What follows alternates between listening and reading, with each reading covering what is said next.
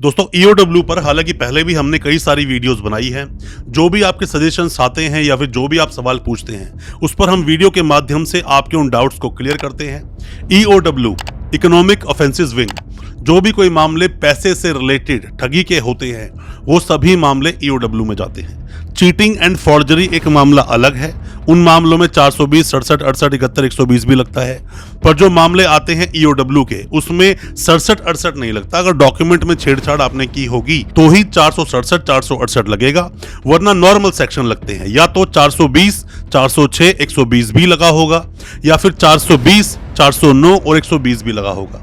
ये डिपेंड करता है केस टू केस, क्या वो केस है, किस तरह से ठगी की गई थी। पर फिर भी मामला 3 करोड़ की रकम का कम से कम होना ही चाहिए या फिर 25 कम से कम उसके अंदर कंप्लेनेंट होने ही चाहिए। ये हो सकता है कुछ ऊपर नीचे थोड़ा बहुत हो, पर यही एक फिगर लेकर चलते हैं ईओडब्ल्यू के अंदर। ईओडब्ल्यू जैसे केसेस में जल्दी से दोस्तों बेल नहीं होती।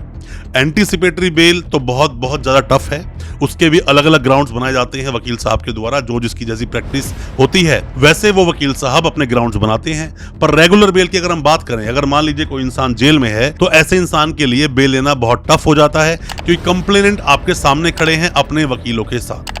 पर फिर भी मैं आपको 3 ग्राउंड्स बताऊंगा जिन ग्राउंड्स के आधार पर आप अपनी बेल ले सकते हैं, बेल फाइल कर सकते हैं और बेल होगी भी। और ये अगर प्रोसेस आप फॉलो करते हैं तो आपको आसानी रहेगी बेल लेने में।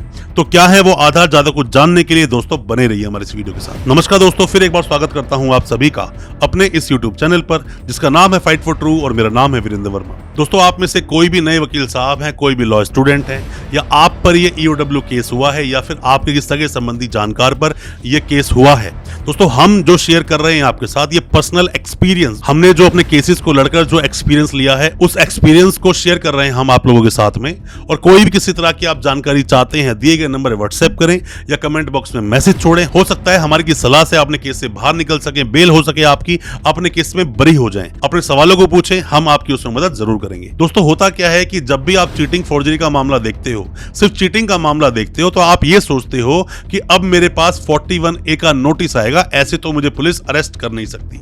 दोस्तों ऐसा नहीं होता। जो 409 लगा हुआ है इसके अंदर, 409 का मतलब होता है कि लाइफ टाइम इम्प्रिजनमेंट, मतलब कि उम्र कैद। उम्र कैद की वजह से यहाँ 41A का नोटिस नहीं आएगा अगर 409 लगा हुआ है तो।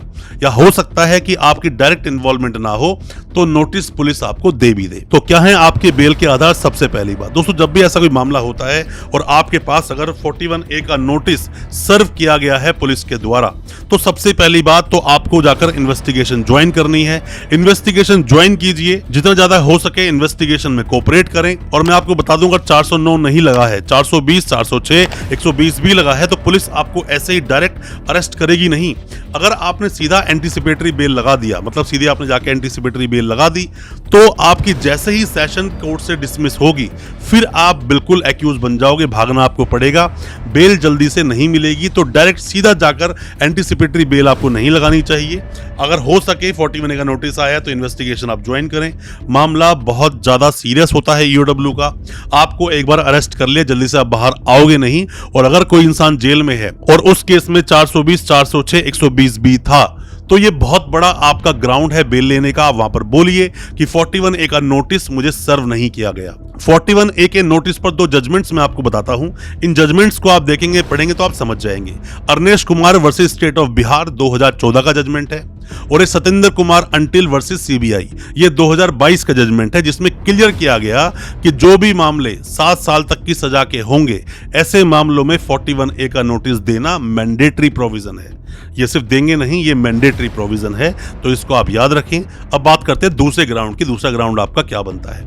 दोस्तों जब भी कोई ईओडब्ल्यू के केस में फंस जाता है, आप चार्जशीट से पहले बेल लगाओगे भी तो आपको बेल इजीली मिलेगी नहीं, या तो फिर आपके पास ग्राउंड बहुत अच्छा होना चाहिए, आपके वकील साहब ने पूरी तरह से उस पर स्टडी करी हो, अच्छे ग्राउंड्स बनाए हो, तो एक बात अलग है। पर चार्जशीट आते ही आपके बेल के ग्राउंड्स बन जाते हैं। चार्जशीट में पूरी इन्वेस्टिगेशन रिपोर्ट होती है, क्या क्या इन्वेस्टिगेशन पुलिस ने की, सारा उसके अंदर ब्यौरा होता है, लिस्ट ऑफ विटनेस होता है, कितने उसके अंदर विटनेस बने हैं, विक्टिम्स के सबके नाम होते हैं, साथ में लिस्ट ऑफ डॉक्यूमेंट्स होते हैं, क्या क्या डॉक्यूमेंट्स आपने लगाए हैं। ये सब कुछ डॉक्यूमेंट जो लगाए गए, पूरी जो चार्जशीट है उसको आपके वकील साहब अच्छे से पढ़ें, आप खुद भी पढ़ें, क्योंकि जितना अच्छा आप अपने केस को अपने वकील साहब को बता सकते हैं उतना अच्छा कोई और बता नहीं सकता। और वकील साहब को भी ऐसे केसेस में जेल में जाकर अपने क्लाइंट से मिलकर आना भी चाहिए।